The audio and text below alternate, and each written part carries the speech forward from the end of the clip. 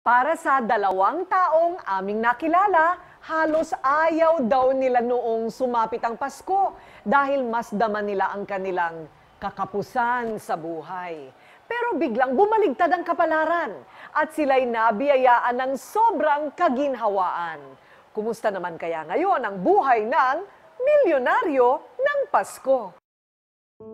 Sa kanyang kabataan sa Batangas nang magsimulang mangarap si Maynol, may maayos na kabuhayan noon ang kanyang mga magulang para matustusan ang pangangailangan nilang magkakapatid. Taong 2006, nagtapos siya ng kursong medisina sa UP. Doktor na talaga ang gusto Doktor po mo. talaga yung gusto ko. Talagang I've been studying hard.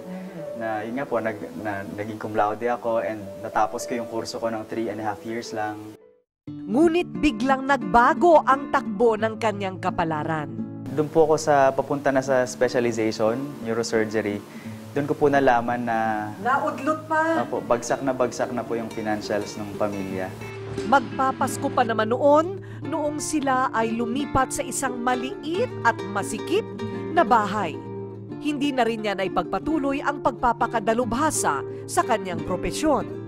Nung una po masakit, may 3 pa po akong kapatid noon, bunso pa 7 years old. Nakasakit po talaga sa akin is nakikita ko siya nag-uulam ng talong na hindi naman kami pinalaki ng ganon mga magulang ko. Isang araw, nagkaroon siya ng ideya na pwede niyang pagkakitaan. Napanood ko lang sa TV na parang puro sabon na lang yung commercial. So bakit di na lang ako gumawa ng sarili kong sabon? Ang ginawa ko po yung relo ko noon, na yun lang yung hawak ko. Sinanla ko sa classmate ko na Chinese sa med school.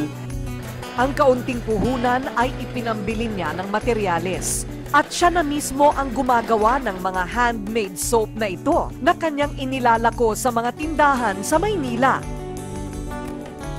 Maging sa online business sa internet, naging mabenta ang kanyang produkto. Hanggang sa naka-jackpot ng order na 70,000 sabon at katumbas nito ay ang kitang 100,000 piso. Nakaipon siya ng puhunan para makapagpatayo ng spa. At nakaangkas ka doon sa boom ng mga spa. Nag-start po kami ng home service lang. Yung home service na 250 sa maliit lang pong apartment na luma dyan sa Washington, Makati. 24 oras ang serbisyo ng kanyang spa na ngayon ay umabot na sa 28 mga sangay. Malayo na nga ang kanyang narating sa buhay at dahil sa magandang panuntunan sa kanyang mga empleyado. At syempre para sa maginhawang dulot ng spa sa kanilang mga parokyano, patuloy ang kanyang pag-asenso. At ngayon sa pinakabago at pinakamalaking spa na ito, damang-dama rin ang tunay na ginhawa ng kanyang pamilya lalo na tuwing ipagdiriwang nila ang Pasko.